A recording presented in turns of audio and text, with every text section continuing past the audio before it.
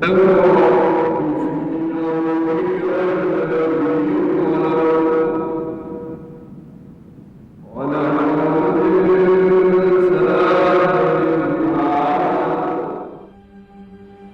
século XII, Lisboa, ou antes Lisbuna, o seu nome islâmico, era sem dúvida a maior cidade do Garba al-Andalus, com arrebaldes densamente povoados e uma intensa atividade mercantil.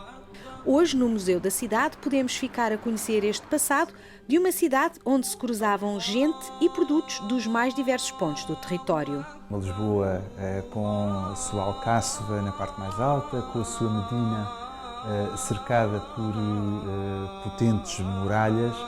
Lisboa, curiosamente, em termos arqueológicos, não tem nenhuma mesquita seguramente detectada.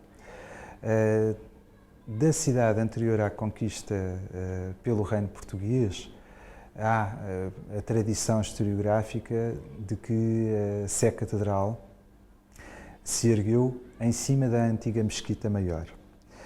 Trata-se, porém, de um assunto que não merece a concordância de todos os investigadores, havendo outras alternativas, nomeadamente a alternativa da Igreja de Santa Cruz do Castelo, dentro da Alcáçova, que por tradição também está erguida em cima dos restos de uma mesquita. Outras mesquitas de menor dimensão se espalhariam pela cidade, cumprindo o preceito de que deve haver uma mesquita no local onde já anunciou-se o chamamento para a oração. Depois da conquista, os crentes do Islão mudaram-se para a moraria e para a Alfama. E justamente nós temos em exposição esta pia de abluções da mesquita, da moraria, da mesquita medieval da Idade Média cristã, da moraria, que é uma peça que datará muito provavelmente dos séculos XIV, XV.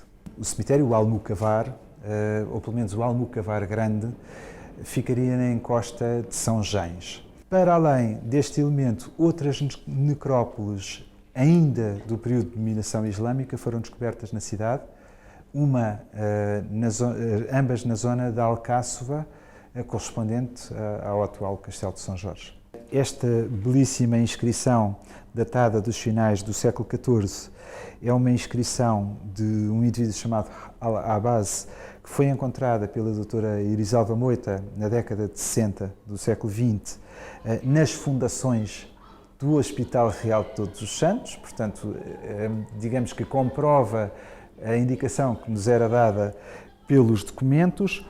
Esta outra que está deitada foi recolhida na Rua das Madres, portanto na Madragoa, integraria provavelmente um pequeno cemitério ligado à comunidade da Madragoa, já em época medieval cristã também, e foi mais uma vez encontrada fora do seu contexto original. Para o Islão medieval, a cerâmica é fundamental para as suas atividades cotidianas e, sobretudo, para o consumo alimentar, na medida em que o preceito islâmico aconselha a utilização do barro. O homem vem do barro, deve-se comer em barro.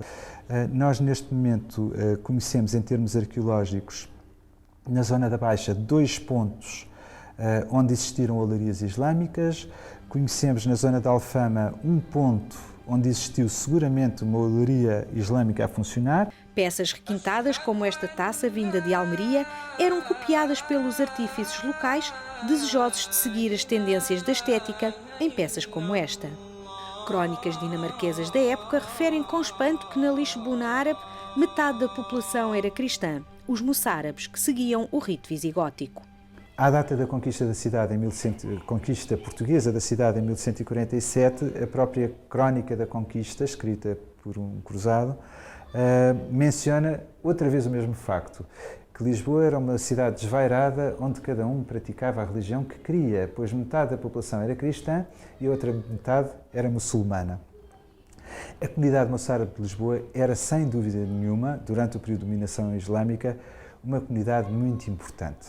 O único governante da cidade de que nós conhecemos referência durante o período almorávida, que os almorávidas são teoricamente puristas e, portanto, sectários em termos religiosos. O único governante da cidade que aparece mencionado nas fontes é um governante sob o poder almorávida de extração local, moçárabe. A conquista cristã teve, assim, uma vítima inesperada.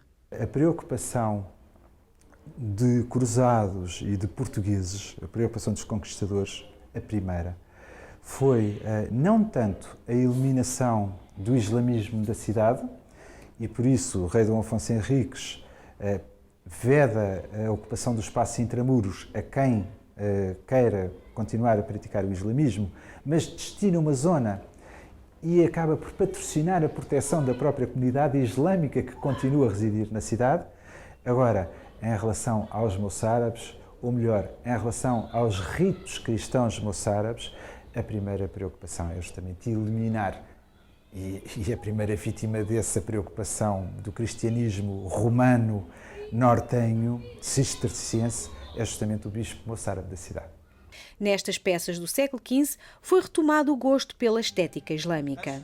São peças que vêm da zona de Valência, umas de Sevilha, outras, mas que seguem os mesmos cânones estéticos islâmicos e que depois se manifesta também a outros níveis da arquitetura e da decoração arquitetónica, nomeadamente através da azulejaria e mesmo de alguma decoração arquitetónica de sabor mudéjar, que tem o seu expoente justamente no século XV e até ao reinado de Dom Manuel.